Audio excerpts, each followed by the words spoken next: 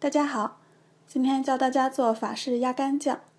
这款酱可以看作是鹅肝酱的简谱版本。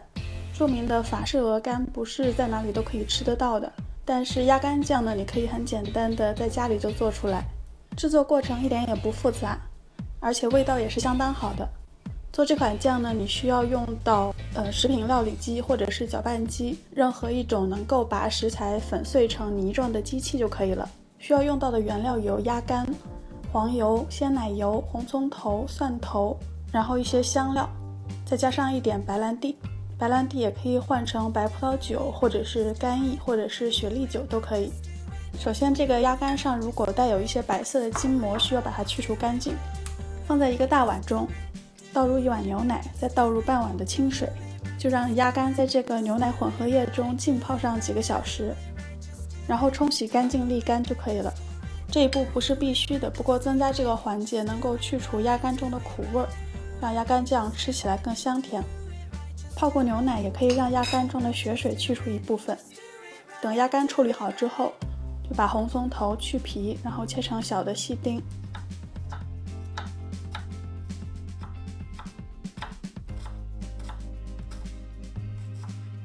然后把百里香的叶子从它的杆上这样捋下来，也可以换成欧芹或是鼠尾草之类其他的香草，用干的香草调料也可以。捋下的百里香叶子大概总共1大勺就可以了。这里呢，保留几支比较漂亮的小支的百里香作为最后的装饰用。然后再把蒜头去皮切成薄片。现在就可以来开火了。取一个平底锅烧热之后，倒入2大勺的黄油和1大勺的橄榄油，剩下的黄油先放在一边待用。等黄油融化之后，把刚才切好的红葱头碎和蒜片一起倒下去，开中小火，把这2样一起炒上个2-3分钟，直到葱头碎和蒜片都彻底的炒软。然后把火转大一些，把鸭肝也倒进去。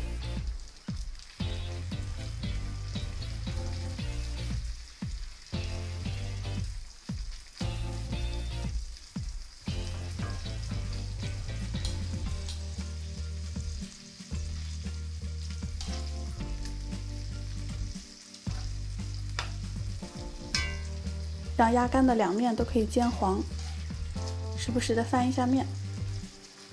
等表面上色之后呢，就把这个百里香的叶子也倒进去，然后这里放一点香料，我用的是整粒的肉豆蔻，把它用细擦板擦碎，擦一点点进去就可以了。你也可以用一片香叶来代替。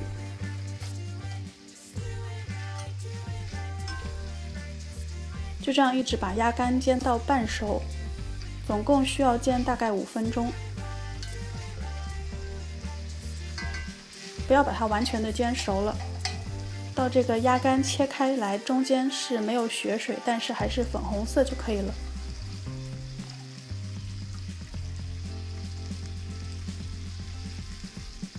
然后把白兰地给倒进去，稍微煮一下让酒精挥发，这个时候就可以关火了。关火后呢，盖上盖子让它先焖一会儿，焖到这个鸭肝能够90%熟的样子。重点是不要把鸭肝料理到全熟，等它全熟之后呢，它就会失去那个柔滑的口感。盖上盖子焖上几分钟之后，放入盐和现磨的黑胡椒，盐的量要稍微多一些。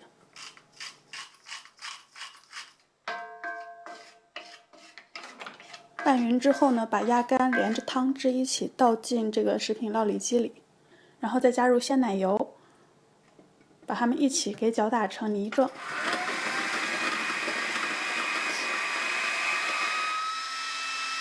然后刚才的调料中应该还剩1大块黄油，把它放到杯子里，放进微波炉，用中火转上1分钟左右，让它融化。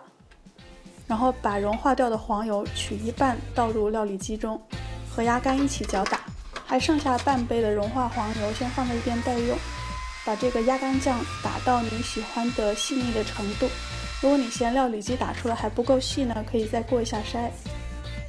鸭肝酱打好之后，你可以尝一尝，如果觉得不够咸，再加一点盐进去，因为它冷藏之后呢，咸味会变淡，所以这个时候一定要调好味道。现在趁它还热的时候，把鸭肝酱放入几个小的器皿中，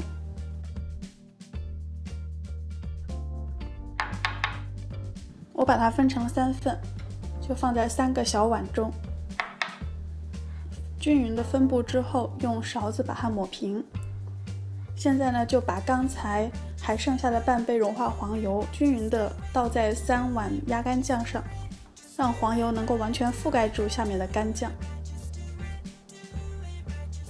然后再把之前保留下来的几个小只的百里香轻轻的放在黄油上，作为一种装饰，也可以给这个黄油增添一点味道。用黄油封住干酱呢，是为了延长它的保存时间。只要你不破坏这一层黄油，这一碗干酱可以放在冰箱里头保存大概2周的时间。不过一旦开封之后呢，最好在1-2天之内就吃掉。所以呢，你在分装的时候就把它分成几个小份，不要全部放在一起，这样你可以一份一份的吃。